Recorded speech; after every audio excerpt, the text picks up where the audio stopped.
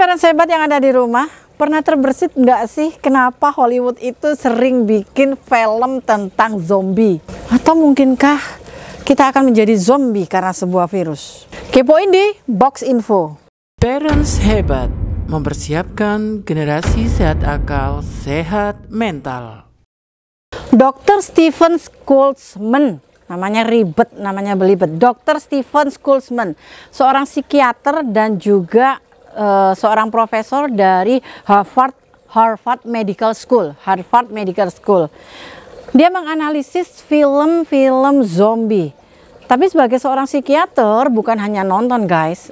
Sebagai seorang psikiater dia juga menganalisis secara neurologinya. Apa yang terjadi dengan zombie? Yang pertama yang diamati oleh Dr. Stephen Schultzman adalah tentang gerakannya. Tahu nggak sih gerakan zombie?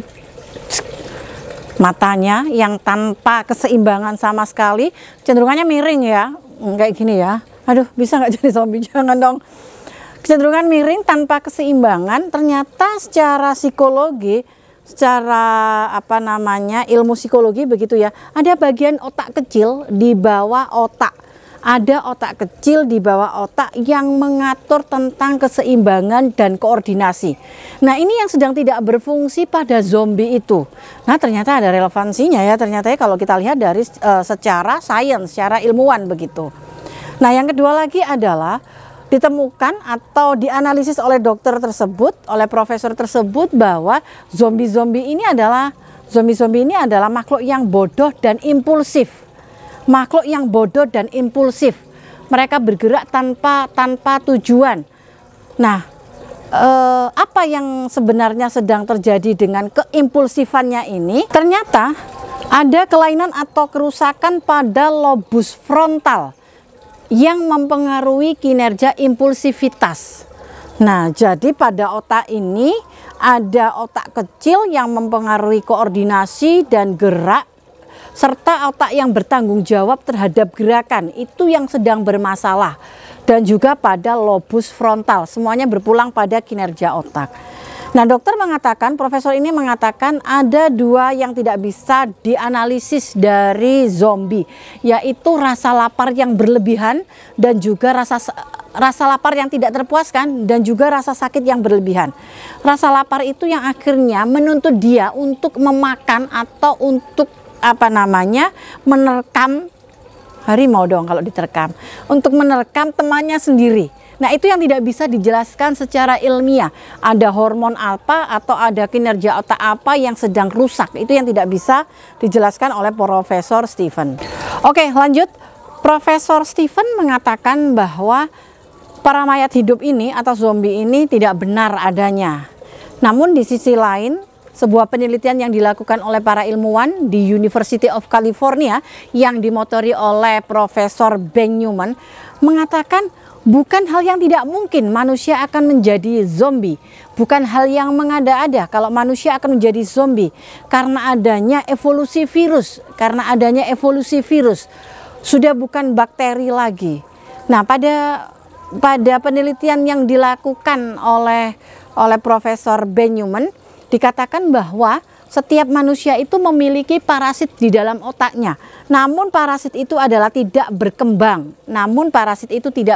Nah, ditemukan lagi bahwa parasit Toxoplasma gondii itu yang menginfeksi pada tikus itu ternyata ditemukan mampu membunuh atau mampu membuat pandemi yang luar biasa melebihi dari virus corona.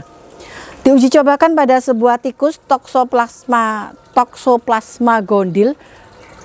Parasit tersebut mampu mengubah otaknya dia menjadi yang bukan dirinya sendiri. Dia menjadi seorang kucing. Dia tidak takut lagi dengan predator. Tikus akan berani masuk di antara kucing karena dia merasa sama semuanya. Dia tidak akan takut dengan kucing. Nah, inilah yang disebut dengan mutasi gen. Inilah yang disebut dengan mutasi bakteri ataupun virus. Nah, kalau pada manusia itu akan terjangkit melalui parasit. Sehingga memang para ilmuwan mengatakan bukan hal yang tidak mungkin kalau memang manusia akan menjadi para zombie. Dan film zombie itu sendiri berdasarkan apa namanya penelitian ilmiah juga begitu ya, dimunculkannya itu sudah ada sudah muncul pada tahun 70-an. Sudah ada pada tahun 70-an. Hingga detik ini yang data yang kami catat ada 40 film dan juga game-game yang dibuat oleh Hollywood yang semuanya berkaitan dengan zombie, berkaitan dengan mutasi gen, kemudian dengan bakteri, virus dan juga tentang parasit. Nah, kemudian Profesor Ben Newman juga mengatakan bahwa di luar sana, artinya di luar sana masih banyak parasit-parasit yang belum ditemukan, yang lebih berbahaya lagi, yang saat ini mungkin yang ditemukan hanya sekitar beberapa saja yang kemudian dicari antigennya ataupun dicari solusinya. Namun di luar sana masih banyak bakteri, virus dan parasit yang akan memungkinkan manusia-manusia itu menjadi zombie. Ih, serem. Jadi ingat film-film zombie. Terus kita lari menyelamatkan dari gigitan. Tapi memang ada nggak sih yang seperti itu? Yap, ada. Yaitu pada gigitan anjing. Jadi kalau di film-film begitu ya, di film-film fiksi itu untuk jadi zombie kan digigit dulu tuh lehernya tuh. Habis digigit lehernya, kemudian entah terjadi penyebaran virus atau bakterinya, kemudian mereka akan menjadi zombie, akan seperti itu. Tapi berbeda dengan virus influenza yang akan menyebar lewat udara. Kalau untuk menjadi zombie kalau untuk menjadi zombie harus melalui lewat gigitan. Nah, tapi ternyata ini ditemukan, yaitu ditemukan gigitan anjing ataupun rabies. Dari virus rabies itu tadi bisa bermutasi untuk menjadi virus yang lebih dahsyat atau lebih gawat lagi sehingga bisa menular kepada manusia yang akhirnya menjadikan kita sebagai zombie. Well guys, itu semua masih analisa para ilmuwan, sehingga zombie masih belum tentu adanya. Tapi ternyata ada zombie yang sesungguhnya ada ternyata, yaitu apa? Serangga. Serangga apa? Serangga semut. Ditemukan semut zombie di Brazil. Semut ini bernama semut kayu atau semut carpenter yang terinfeksi dari jamur yang bernama Ophiocordyceps unilateralis. Ophiocordyceps unilateralis. Aduh, sulit banget sih namanya. Yap, itulah nama jamur yang menginfeksi semut untuk menjadi zombie.